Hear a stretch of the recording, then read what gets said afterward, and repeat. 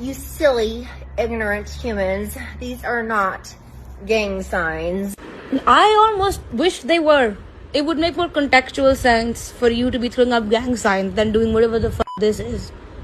Yet another example in the ever-growing library titled Reasons Why White People Should Not Do Psychedelics Alone. Bro, how do they all default to this shit? They all default to like light language, I'm an energy weaver type. None of you want to do like community service and all. That doesn't call to you after mushrooms. What the fuck?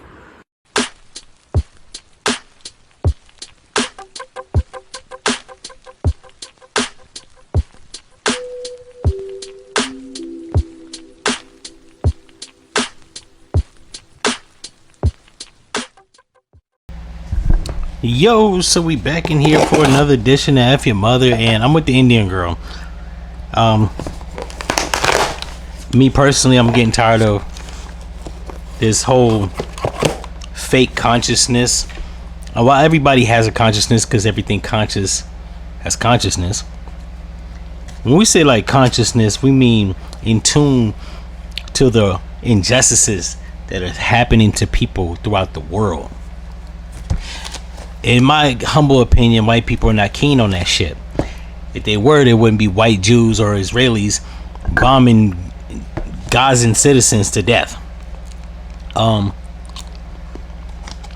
If there were, the White House wouldn't be in the same fucking district as homelessness around the fucking corner. If it was, there wouldn't have been homelessness and a drug epidemic back in the 80s and syringes being left in parks in DC in the 80s. If there was consciousness amongst Caucasian people, there wouldn't have been a cocaine epidemic that was funneled in by the CIA. If there was any type of consciousness to these people, the unproportionate amount of wealth wouldn't be so one-sided. I understand people can be successful on their own merit, yada yada yada. If there was some type of consciousness or spirituality amongst these people, they wouldn't be the ones primarily giving out jobs.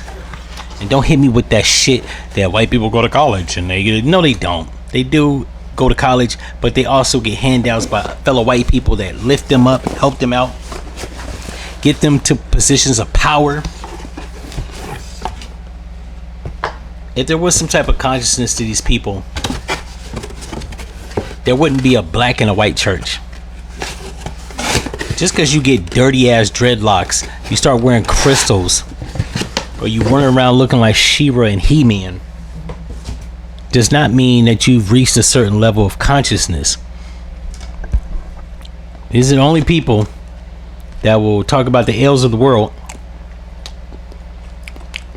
while hoarding $140 million. See Jodie Foster.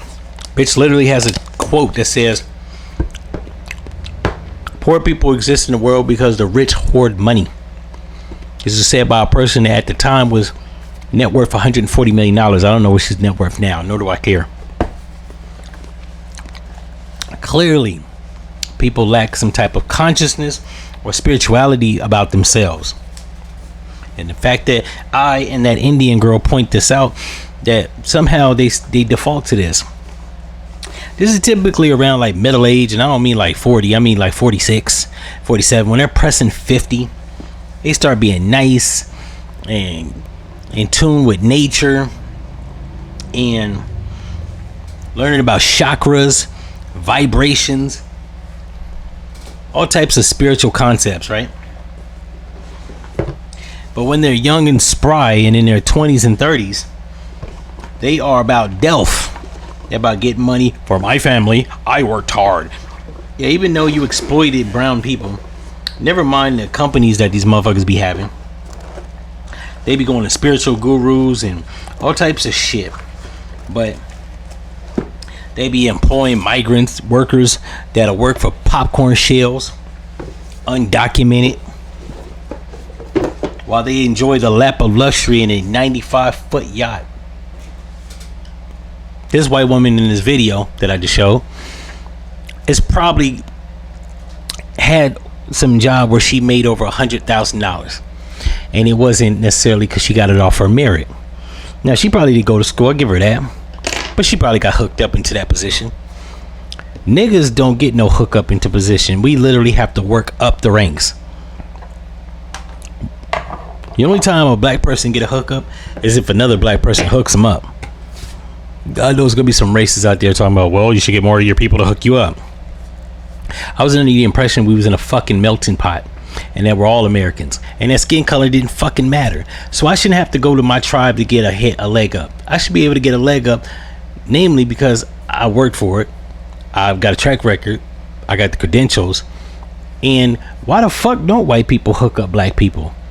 I mean, it happens sparsely here and there, but we can assess from the huge wealth disparity that it's happening predominantly on an overwhelming scale amongst white folks, to the point where it's literally disenfranchising other people. But never mind that, because that's another episode for another time. We'll get back on this. It almost reminds me when I was at a bar one time, and I met a woman, a white woman, that had dirty dreadlocks. Now, I don't call them dreadlocks because I don't think the word dread implies something that is negative when it relates to somebody's hair. I call them locks. She wasn't black, so she had dreadlocks, and because they were matted down and they were unkempt, to me, she came across as a cultural appropriator. Now, I said in another video that black women wear platinum blonde weave and wear blue contacts and get their nose whittled down. So I'm not gonna make a funk about cultural appropriation. However, going back to the white woman with the locks, started talking to her. She tried to tell me how, dreadlocks aren't a black thing. Dreadlocks come from the Indian culture.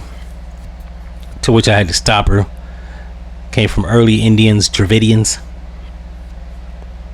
Those people don't predate sub-Saharan Africans. Nobody on the planet predates sub-Saharan Africans. That's first. So to say that somebody had a style of hair that they don't even wear no more. If you go to India, you don't see an overwhelming amount of people with dreadlocks. You don't. I've never been, but you don't.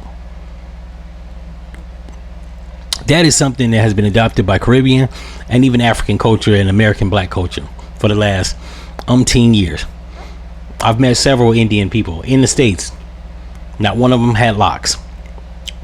So if there's Indian people that wear locks, where the fuck they at? Because I've been on the West Coast, the Midwest, and I'm down in the South. So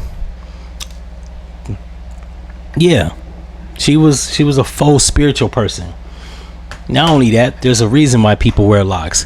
African, Caribbean, Black American, African. I think I said African twice. There's a reason why they wear them. None of the reason she had locks would be the reason that these people, this cultural hairstyle is worn. She gave me a stupid reason. It was essentially because it looked good on her. To which I just explained to y'all, her hair was matted down and unkempt. It didn't look good. She thought it looked good. And the reason she thought it looked good is because she was white with them. And she did have a fat ass, I ain't gonna hold you. So I look past the hair, but that's not the point.